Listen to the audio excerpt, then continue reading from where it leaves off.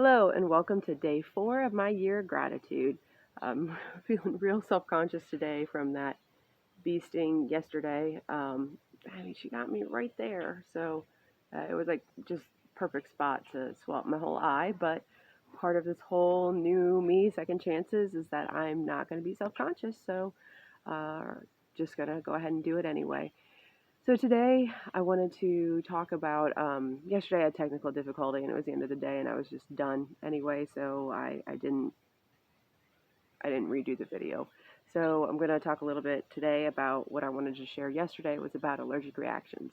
So one of the problems that my daughter has been having is she started in December with these just terrible, terrible allergic reactions. And um, now since then I've also noticed she's reacting to, I think it's histamines. I haven't found a doctor to test for that yet, so we go to a specialist tomorrow. Hopefully, we'll get some answers there.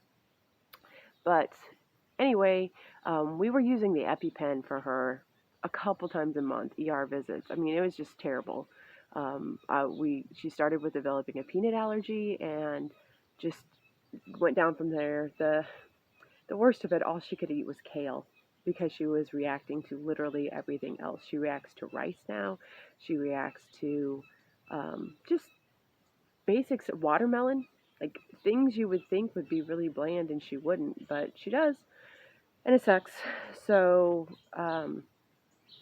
through all of these trips to the ER, what we learned were ways to try to not need to use the EpiPen. So one of the medicines she is on right now is hydroxyzine, which is like a heavy-duty Benadryl. So it turns out that one of the first lines of defense is when you are having an allergic reaction, like a severe allergic reaction, what they want us to do for her now is give her the heavy-duty Benadryl. If you don't have that, they also recommended children's Benadryl because the liquid will get into you quicker. You just have to obviously give a larger dose according to weight on the back, figure out what the weight should be, and give it that way. So the liquid Benadryl and Pepsid, which, yes, I know is a stomach medication, but it also helps with one of the allergic mediators. Because apparently, and I'm not a doctor, I am not giving medical advice, I'm just saying what I have learned they said to do and helped. So, somebody else can talk to their doctor if this would maybe help them as well. But apparently, um, all of these different medications work on different levels of reaction or different types of allergic reactions. So the Pepsid, which helps with stomach and indigestion, also helps with one of the mediators. The Benadryl helps with another, and then they also have us take like a Zyrtec or an Allegra back and forth because each of those work on something else as well. So yesterday when I got stung by the bee, I went ahead and took that cocktail of medicine. And yes, it's bad. I mean, I got right here. Anytime you get stung by a bee in your eye area, like you're just going to get so much swelling and edema. It just happens. But I've gotten stung by a bee in the face before.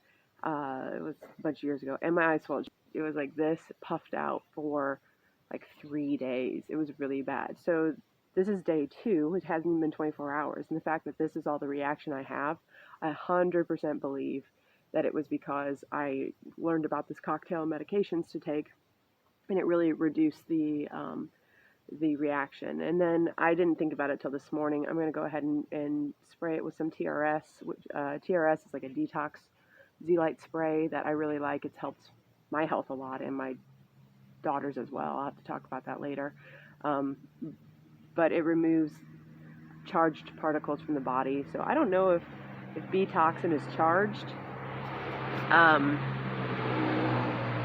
I'll have to look that up to see if it would actually help, but I mean, it's not going to hurt.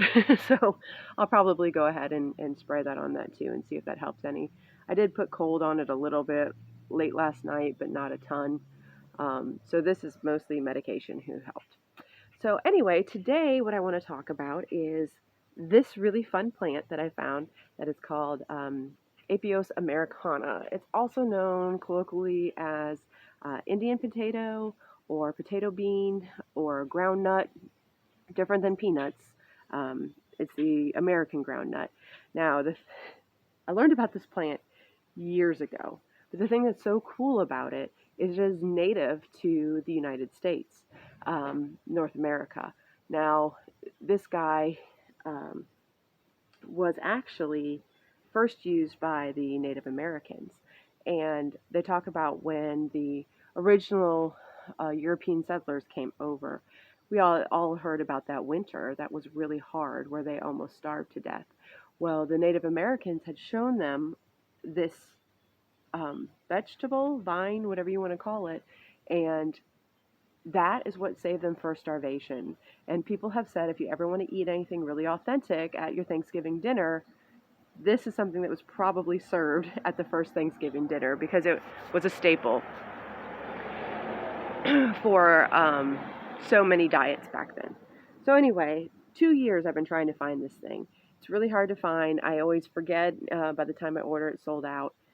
Just can never find it. So this year I found through a random search on a random plant website, some guy had posted about he had some in January. Well, I wrote him and asked if he had any still, and he was all sold out of his normal large tubers because they end up growing into pretty good sized tubers like a potato, and you eat them like a potato. Well, he didn't have any large ones left, so he said he would send me the small ones. I was like, I'll take it. I mean, I've been looking for 2 years. So he said it'll probably take 2 to 3 years for this guy to get of any decent size. But, so here he is, right here, this little guy. Let me see if you can see him good. So it's just this little, like, it feels like a small little new potato is what he feels like. And obviously I've planted him, so he started sprouting. See his little sprout there. And then there's the vines on him.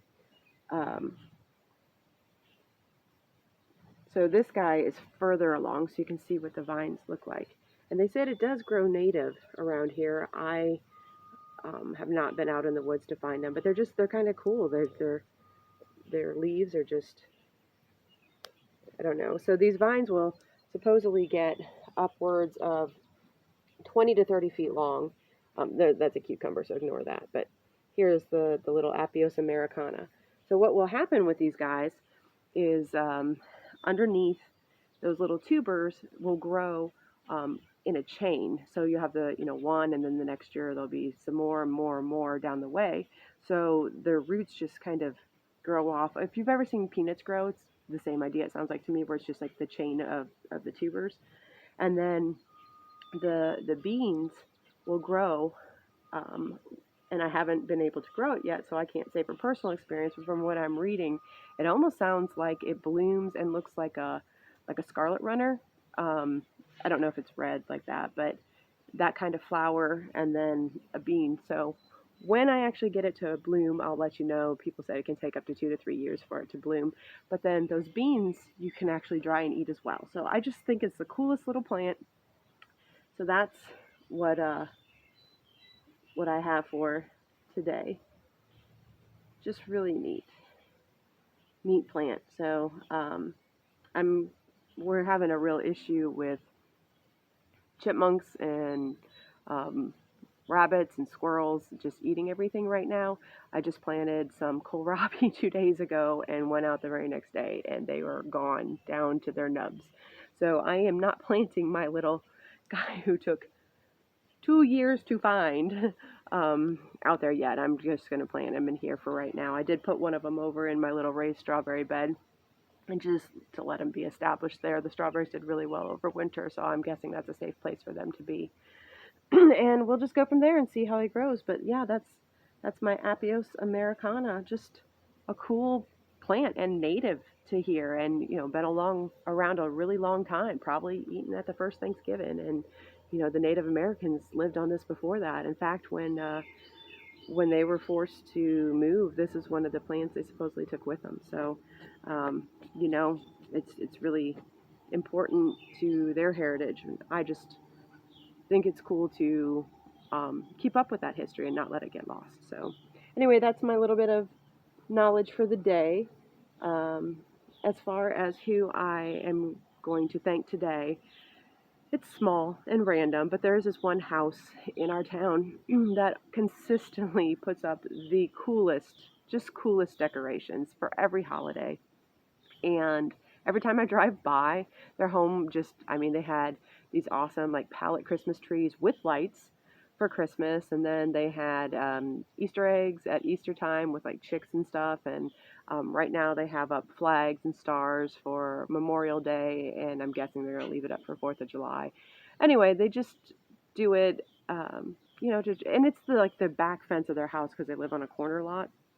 So I just want to write a little thank you to them for brightening my day, and let them know that their efforts do not go unnoticed. So that will be my thank you for the day. I hope you all have a great one, and I will see you tomorrow.